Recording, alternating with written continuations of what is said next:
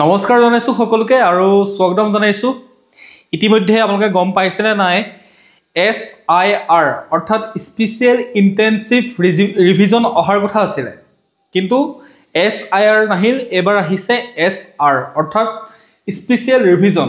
এখন দেখিছে আপোনালোকে, এখন ইলেকশ্যন কমিশ্যন অফ ইণ্ডিয়া ভাৰতৰ নিৰ্বাচন আয়োগৰ ফালৰ পৰা আহিছে।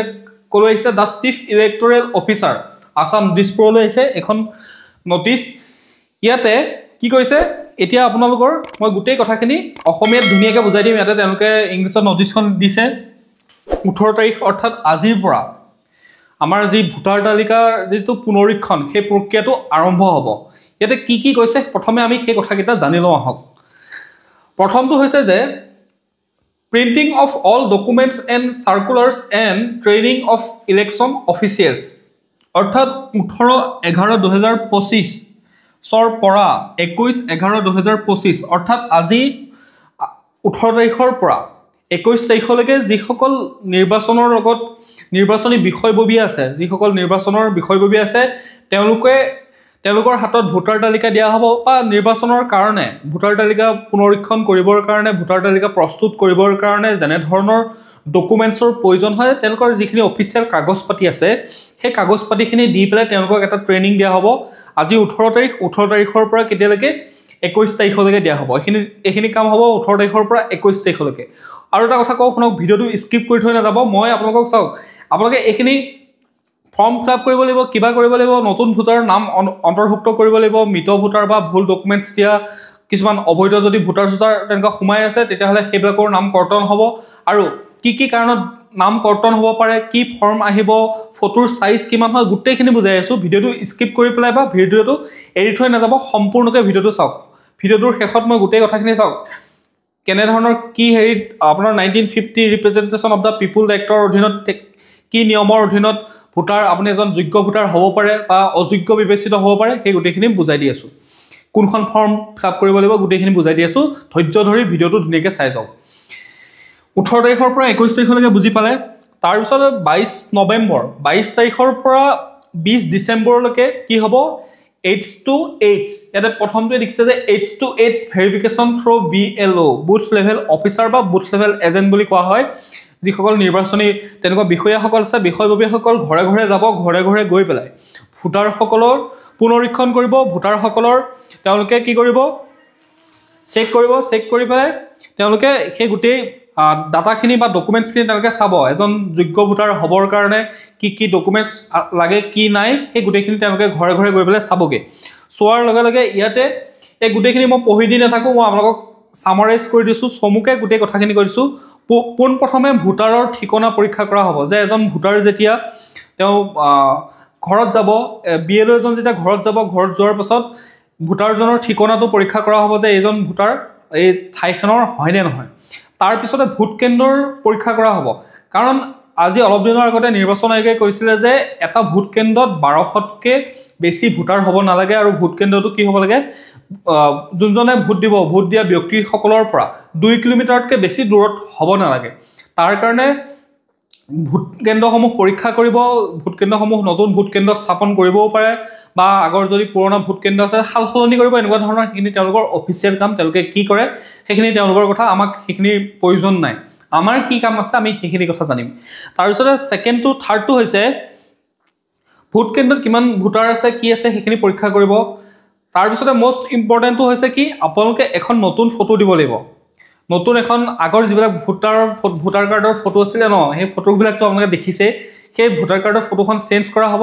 চেঞ্জ কৰি পেলাই নতুন এখন হাই কোৱালিটি ফটো দিব লাগিব। সেই ফটোখন কেনেকুৱা কি চাইজৰ হ'ব? ফটোখনৰ চাইজ হ'ব, যিহেতু তেওঁলোকে ফৰ্মত কোৱা আছে যে ফৰ্মখনত দিয়া আছিলে 3.5 চেণ্টিমিটাৰ স্কোৱাৰ। 3.5 চেণ্টিমিটাৰ স্কোৱাৰ এখন ফটো হ'ব লাগে। অৰ্থাৎ আপোনাৰ ফটোখন দীঘলে আৰু বহলে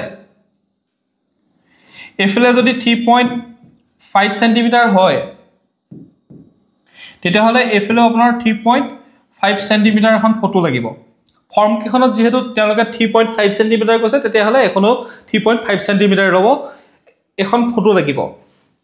তাৰপিছতে হ'ব আপোনাৰ যিসকল মৃত ভোটাৰ, কাৰণ ইলেকশ্যন 5 বছৰ হ'বহি হ'ল, এতিয়া ইলেকশ্যন নতুনকৈ হ'ব, 5 বছৰৰ ভিতৰত বহুত মানুহৰ মৃত্যু হৈছে আৰু বহুত এনেকুৱা ভোটাৰ আছে যিসকল ভোটাৰৰ এতিয়া 18 বছৰ সম্পূৰ্ণ হৈছে। 18 বছৰ সম্পূৰ্ণ কোনটো চন ধৰিছে?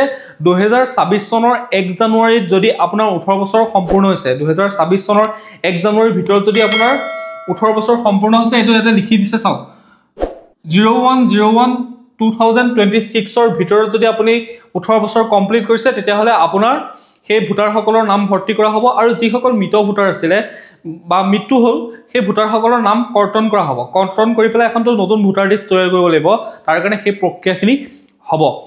ঠিক আছে, তাৰপিছতে আৰু এটা কথা হ'ল কি, যিসকল ধৰি লওক আপোনাৰ ঘৰত গোটেই সদস্যসকলক যাতে এটা ভোট কেন্দ্ৰতে ভোট দিব পাৰে, গোটেই সদস্য 1, 2, 5জন যিমান আছে, গোটেই সদস্যসকলৰ ভোট কেন্দ্ৰটো যাতে এটাই হয়, সেইখিনি ঠিক কৰা হ'ব। আপোনাৰ যদি নামটো কিবা ভুল হৈ আহিল, কাৰণ ভোটাৰ কাৰ্ডখনত বা ভোটাৰ লিষ্টখনত বহুত তেনেকুৱা হয়, নামবিলাক উপাধি কিবা কিবি বহুত ভুল হৈ আহে। তেনেকুৱা যদি আপোনাৰ ভুল হৈ আহিছে, তেতিয়াহ'লে সেইখিনি ৰিকাৰেক্ট কৰা হ'ব, অৰ্থাৎ পুনৰ সংশোধন কৰা হ'ব, পুনৰ শুদ্ধ কৰা হ'ব। তাৰপিছত এইখিনি আছিলে, এইখিনি কেতিয়ালৈকে হ'ব? 22 নৱেম্বৰৰ পৰা 20 ডিচেম্বৰলৈকে আপোনালোকৰ ঘৰত BLO যাব। ইমান একো চিন্তা কৰিব নালাগে, খালি এখন ভাল ফটো এখন লাগিব। মই চাইজটো কৈছোঁ 3.5 চেণ্টিমিটাৰ স্কোৱাৰ চাইজে হ'ব তাত, কাৰণ ইলেকশ্যন কমিশ্যনৰ ৱেবছাইটত সেইটোৱে চাইজ দিয়া হৈ আছে কাৰণে সেইটোৱে মই ভাবিছোঁ সেইখনেই হ'ব। কিন্তু তেওঁলোকে যিহেতু BLO সকল যাব আৰু তেওঁলোকে নিজে সেই গোটেই কামখিনি কৰিব, আপোনালোকক কি কি লাগিব কি নালাগে তেওঁলোকে নিজে গোটেইখিনি বুজাই দিব, বুজাই দি ধুনীয়াকৈ কৰিব। মই জাষ্ট ইয়াত ছামাৰাইজ কৰি দিছোঁ, আপোনালোকে যাতে তেওঁলোক নোযোৱাৰ আগতে বা তেওঁলোকে কোৱাৰ আগতে আপোনালোকে সজাগ হৈ থাকিব পাৰে। কাৰণ ভোটাধিকাৰ সাব্যস্ত যদি আপুনি কৰিব নোৱাৰে দেশত থাকি এজন ভাৰতীয় নাগৰিক হৈ পেলাই, তেতিয়াহ'লে সেইটো এটা কেনেকুৱা ধৰণৰ কথা হ'ব। তাৰ কাৰণে নিজে সজাগ সচেতন হৈ থকাটো অতি গুৰুত্বপূৰ্ণ। কাৰণ ৰিচেণ্টলি বিহাৰত কি হৈছে দেখিছোঁ, বিহাৰত তেনেকুৱা মানে কি, বিহাৰত যিহেতু SIR হৈছিলে, SIRত বহুত লাখ লাখ ভোটাৰৰ নাম কৰ্তন কৰা হ'ল, কাৰণ সেইবিলাক অবৈধ আছিলে। তেনেকৈ ভোটাৰ লিষ্টত তেওঁলোকে নাম ভৰাই লৈছিলে। কিমান ভোটাৰৰ নাম কটা গ'ল? প্ৰায় 65 লাখৰ ওপৰত ভোটাৰৰ নাম কটা গৈছে। বুজি পালে? তাৰপিছতে আপোনাৰ 27 ডিচেম্বৰ তাৰিখৰ দিনাখন এখন খচৰা ভোটাৰ তালিকা, অৰ্থাৎ এখন ফাইনেল নহয়, খচৰা মানে তাতে ভুল শুদ্ধ কিবা থাকিব পাৰে, আকৌ ৰিকাৰেক্ট কৰিব পাৰে। খচৰা অৰ্থাৎ ড্ৰাফ্ট ইলেকশ্যন ৰুল এখন ভোটাৰ তালিকাখন উলিওৱা হ'ব 27 ডিচেম্বৰ শনিবাৰে। তাৰপিছতে এতিয়া কথাটো হ'ল কি, আপোনালোকে ভাবিছে যে আমাৰ যদি আৰু কিবা ভুল হয় তেতিয়াহ'লে কি হ'ব? এই কাগজখিনি দিয়াৰ পিছতো যদি কিবা ভুল ৰখি যায়, সংশোধন কেনেধৰণে কৰিব পৰা যাব? ইয়াতে দিয়া হৈ আছে 27/12/2025 পৰা 22/1 অৰ্থাৎ 27 ডিচেম্বৰৰ পৰা আপুনি 22 জানুৱাৰীলৈকে আপুনি কি কৰিব পাৰিব? আপোনাৰ যদি কিবা ভুল ভ্ৰান্তি হৈ আছে, ভোটাৰ নাম তালিকা বা যিকোনো ধৰণৰ ডাটা যদি ভুল হৈছে, আপোনাৰ পিতৃ মাতৃৰ নামে হওক, আপোনাৰ বা যিকোনো ধৰণৰ ভুল যদি হৈ আছে, তেতিয়াহ'লে আপুনি কি কৰিব পাৰিব? সেইখিনি সংশোধন কৰিব পাৰিব। সংশোধন কৰিবৰ কাৰণে আপুনি কেতিয়া সংশোধন কৰিব পাৰিব? আপুনি সংশোধন কৰিব পাৰিব শনিবাৰ আৰু দেওবাৰ, এই দুটা দিন দিয়া হৈছে স্পেচিয়েলি। এই দুটা দিনত শনিবাৰ আৰু দেওবাৰৰ ভিতৰত, দেওবাৰ দিনকেইটাত এই কামখিনি কৰা হ'ব। তাৰপিছতে লাষ্ট আপোনাৰ ফাইনেল তেওঁলোকে এইখিনি গোটেইখিনি সংশোধন কৰিব। সংশোধন কৰাৰ পিছত 2 ফেব্ৰুৱাৰী 2024 তেওঁলোকে গোটেইখিনি যি ভুল শুদ্ধ যি কৰিব লগা আছিলে গোটেই কামখিনি কৰিব। কৰাৰ পিছত 10 ফেব্ৰুৱাৰী 2024 চূড়ান্ত ভোটাৰ তালিকাখন প্ৰস্তুত হ'ব। এতিয়া কথাখিনি বুজি পালে যে কি কেনেধৰণে কৰিব লাগিব। আপুনি এখন হাই কোৱালিটি এখন ফটো, ভাল পাছপৰ্ট চাইজ এখন ফটো, কৈছে চাইজটো 3.5 × 3.5 এখন চেণ্টিমিটাৰ এখন ফটো লাগিব।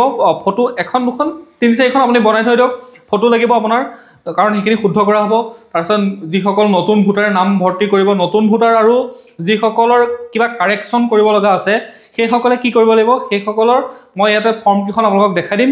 তেওঁলোকে সেইখিনি কাম কৰিব, BLO সকলে বা BLA সকলে সেইখিনি কাম কৰিব।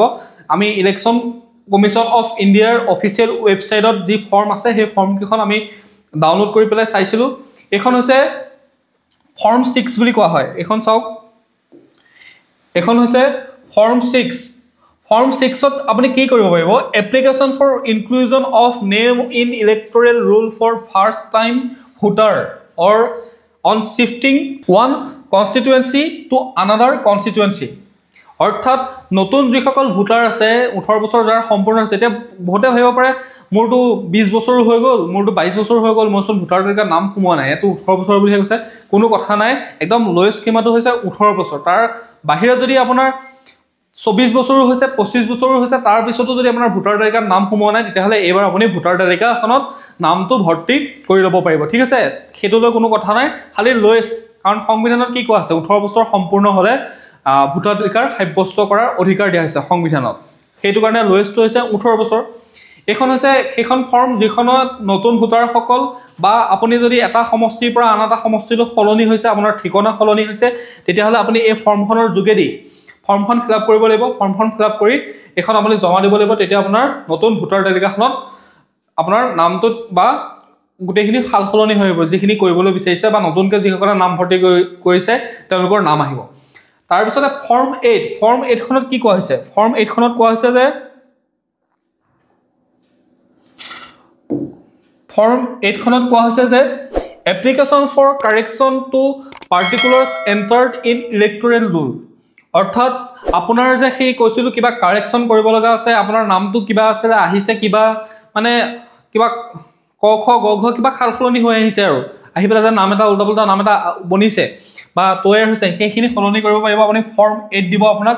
ফৰ্ম 8ৰ অধীনত application for correction to particulars entered in electoral roll, ইয়াতে আপুনি গোটেই কাৰেকশ্যনখিনি কৰিব পাৰিব। যিখিনি আপোনাৰ কাৰেকশ্যন কৰিব লগা আছে, আপোনাৰ এপিক যিখন কাৰ্ড আছে, এপিক নাম্বাৰ আছে, সেই এপিক নাম্বাৰত যিবিলাক ভুল হৈ আছে, ভোটাৰ তালিকাত যিবিলাক ভুল হৈছে, সেইখিনি সংশোধন কৰি ল'ব পাৰিব।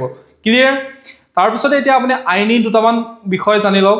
চাওক, যিখন representation of the people act, the representation of the people actor অধীনত ইয়াত কোৱা হৈছে যে নিৰ্বাচক তালিকাৰ নাম অন্তৰ্ভুক্তিৰ বাবে দুটা ধাৰা আছে, দুটা আৰ্টিকল আছে, 16 আৰু 19। 16 আৰু 19ত কি হৈছে, এই 16 আৰু 19ত যিখিনি তেওঁলোকে দিছে সেইখিনি যদি নাই, তেতিয়াহ'লে আপুনি কি হ'ব, ভোটাধিকাৰ সাব্যস্ত কৰিব নোৱাৰে। আপোনাৰ ভোটাধিকাৰ সাব্যস্ত কৰাৰ পৰা নামটো কৰ্তন হ'ব।